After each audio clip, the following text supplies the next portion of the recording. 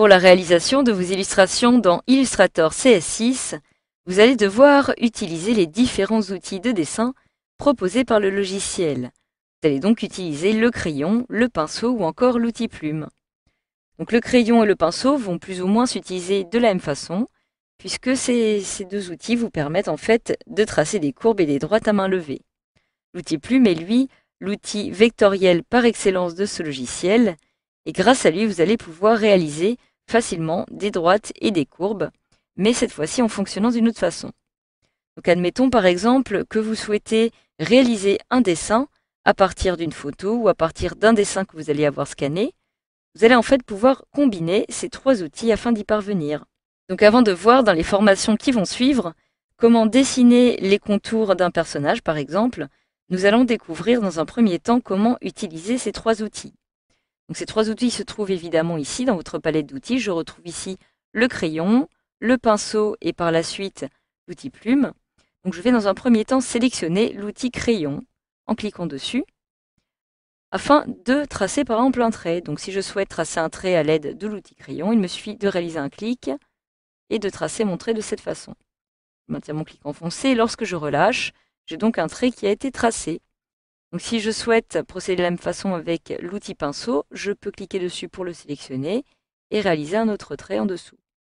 Alors évidemment, l'outil pinceau va avoir une épaisseur un petit peu plus grande que l'outil crayon. Et pour chacun d'eux, vous allez en fait retrouver, donc, lorsque je clique ici par exemple avec l'outil de sélection directe, autant pour le premier trait que pour le deuxième, je vais pouvoir retrouver ici des points d'ancrage qui vont donc définir ici la forme que va prendre mon trait. Si je clique sur le premier tracé, je vais retrouver les points d'ancrage qui vont apparaître ici de la même façon. Alors comme vous pouvez le voir, les deux traits que je viens de réaliser ne sont pas très droits. Je vais donc procéder de la même façon avec l'outil plume en le sélectionnant.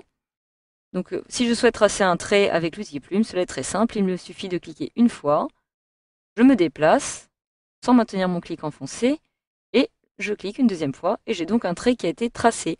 Alors évidemment, le trait qui apparaît ici est bien plus droit que les autres, tout simplement puisqu'il n'y a que 2 points d'ancrage et pas une multitude de petits points d'ancrage comme j'ai pu procéder pour les autres. Alors évidemment, si vous souhaitez créer un trait encore plus droit, je vous conseille par la suite de sélectionner l'outil trait qui se trouve ici et qui va vous permettre cette fois-ci, en réalisant un clic, en maintenant votre clic enfoncé, d'ajuster ici tout simplement la forme que vous souhaitez donner à votre trait et de relâcher et de retrouver un autre trait ici. Donc comme vous pouvez le voir, avec l'outil plume, vous allez en fait obtenir des résultats bien plus précis qu'avec l'outil crayon ou l'outil pinceau, et cela va évidemment se voir lorsque vous allez dessiner sur une photo ou sur un dessin scanné. Alors si maintenant j'efface l'intégralité de ces traits, comme ceci, en les sélectionnant en appuyant sur la touche Shift de mon clavier, je peux aussi dessiner des courbes. Donc je vais commencer de la même façon par l'outil crayon. Pour dessiner une courbe, je clique, je maintiens mon clic enfoncé, et je procède comme si je dessinais une courbe avec un crayon à main levée. Donc évidemment, si vous appuyez sur la touche Entrée de votre clavier, vous allez pouvoir ici régler les options de l'outil crayon, mais aussi celles du pinceau. Donc vous allez avoir la même petite boîte de dialogue. Donc pour cela, je vous réfère tout simplement aux formations concernant l'outil crayon et l'outil pinceau pour voir comment modifier ces réglages. Donc je clique sur Annuler. J'ai ici ma première courbe que je viens de réaliser avec le crayon. Je peux procéder de la même façon avec le pinceau. Donc voilà, je vais avoir deux courbes qui vont être plus ou moins fidèles à ce que je viens de réaliser. Et si je souhaite maintenant procéder de la même façon avec l'outil plume, je sélectionne ici l'outil plume. Donc pour cela, je vais par exemple pouvoir cliquer ici, vers le milieu. Et maintenant, plus je vais agrandir les lignes directrices qui apparaissent ici, et plus ma courbe va avoir l'effet que je souhaite lui donner. Je clique maintenant ici. J'appuie sur Entrée pour valider et je viens donc de réaliser une courbe de cette façon avec l'outil plume. Donc si je me rends par exemple maintenant sur cette photographie ici qui se trouve actuellement ouverte, comme vous pouvez le voir, si je souhaite dessiner ici les contours, je vais pouvoir choisir à l'aide de l'outil plume par exemple puisqu'il s'agit de formes géométriques. Donc je vais dans un premier temps créer un nouveau calque afin de travailler toujours sur un calque supplémentaire. Je sélectionne ici à ce qu'il y ait un contour.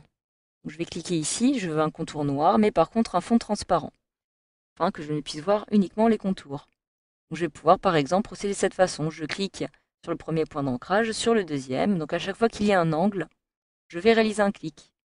Alors ici, je vais réaliser un clic ici, maintenir mon clic enfoncé afin d'ajuster la courbure et de cliquer par la suite ici.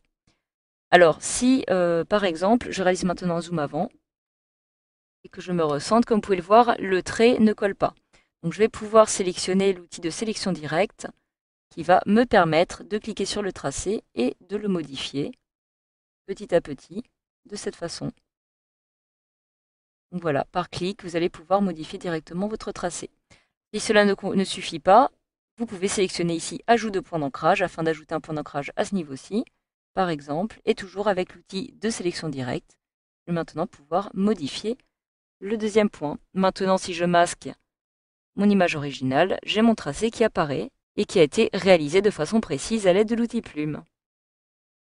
Donc voilà, grâce à cette formation, vous savez maintenant désormais comment utiliser les outils de dessin afin de réaliser des tracés et des contours sur vos photographies ou vos dessins scannés.